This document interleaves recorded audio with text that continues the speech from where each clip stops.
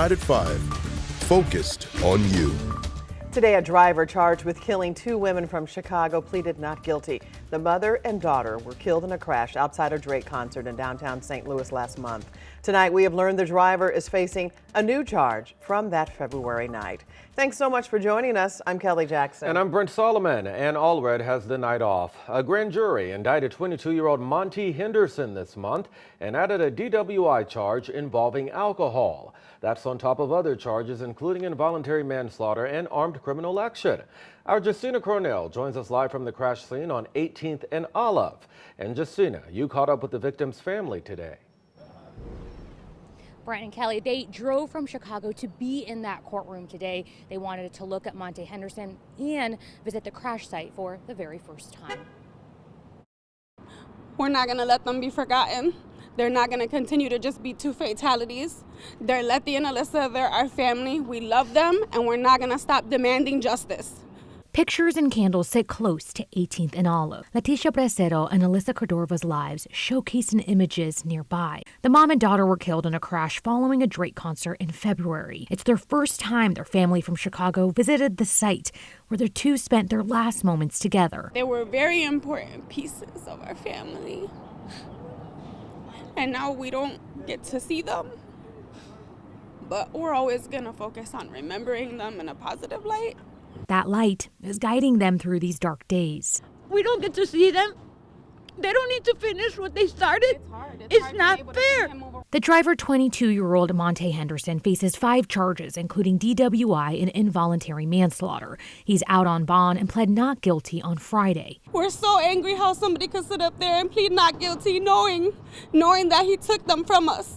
Now, the family's motive is to make change. Almost a year to the date was the other story with the other girl who lost her legs. Clearly, this is not something new that should have been addressed. And maybe they would still be here. So it is important. While the family holds each other, they're uplifted by prayer, praying for a positive path forward. We're just at the mercy of the courts to make sure that he gets what he deserves. The law is the law. We want him to have the harshest punishment that the law allows. We're just not going to give up fighting for them. Henderson was also in court with his family. Now, we reached out to his attorney for comment, but have not heard back yet. The next hearing will be on April 23rd. Reporting in downtown St. Louis, Justina Cornell, 5 on your side. A very emotional reaction. Justina, thank you. Breaking news now out of St. Louis County. A jury reaches a verdict in a murder case. Joseph DeJoie is guilty of involuntary manslaughter for killing Jackie Mitchell last year. Her body was found inside of his apartment days after she was reported missing. Prosecutors say DeJoie gave her fentanyl, raped, and murdered her.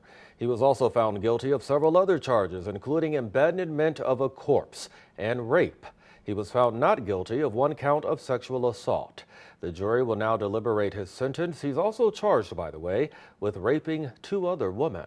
We have an update to a fight that left a Hazelwood East student in a coma. 16-year-old Kaylee Gain was injured in a fight near the high school earlier this month. A 15-year-old is charged with assault in the case.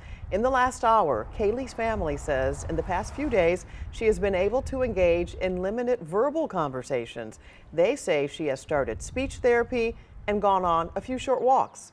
They say she doesn't remember what led up to the fight. The suspect is expected in court Monday. Tonight, more charges in a shooting that killed 2 teens in Oakville. 15-year-old Colin Courtwright and his friend Tyree Williams were shot and killed back in February. 18-year-old Bryce Murs faces several charges, including second-degree murder. Police say Murs and the victims planned a robbery while buying marijuana cartridges. Police say Courtwright pulled out a gun. Another boy opened fire, killing the 2 teens. Police have not arrested that person yet. 2 Oakville High School seniors who were there at the time have also been charged in that shooting. St. Louis has a hiring freeze for all non-essential city workers. The mayor says the freeze is because of 2 bills. One reduces taxes for remote workers. The budget director says it could cost the city more than $100 million a year. The mayor also cites the cost of the firefighter pension bill, which covers pension control back to city firefighters. The mayor vetoed that bill, but today the Board of Aldermen overrode her veto. Supporters of the bill say it would actually save on administrative costs. It is not clear how long the freeze will last. Well, St. Louis has a lot of pride for the 1904 World's Fair. After all, it was where inventions like the ice cream cone, electrical outlet, and the coffee maker made their debut. And we're thankful for that coffee maker. Yes, we are. Well, there's a whole new exhibit, by the way, about the fair. The Missouri History Museum is getting ready to unveil it, and Tracy Henson has a sneak peek. For now, you can only get as far as these very cool old doors, but I did get a little sneak peek inside. And let me tell you, it's something to see. It'll be the first new World's Fair exhibit we've opened in 20 years. And this was as far as they would let the camera go.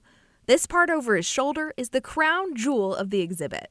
The highlight of this new exhibit is a massive scale model of the 1904 World's Fair. It's 17 feet across, it's 25 feet long, has more than 300 buildings that have been 3D printed to match the original buildings at the fair. But wait, there is indeed more. We also project down moving water and grass and people in the streets and boats on water onto the model to bring it to life in a really exciting way. There's still the old standbys you probably remember from school field trips. The shovel that broke ground for the 1904 World's Fair with 1904 World's Fair dirt still attached. So there will certainly be some familiar stories and some familiar artifacts. We'll be tackling all kinds of new history in the space as well. The cool old doors, they're pretty heavy too.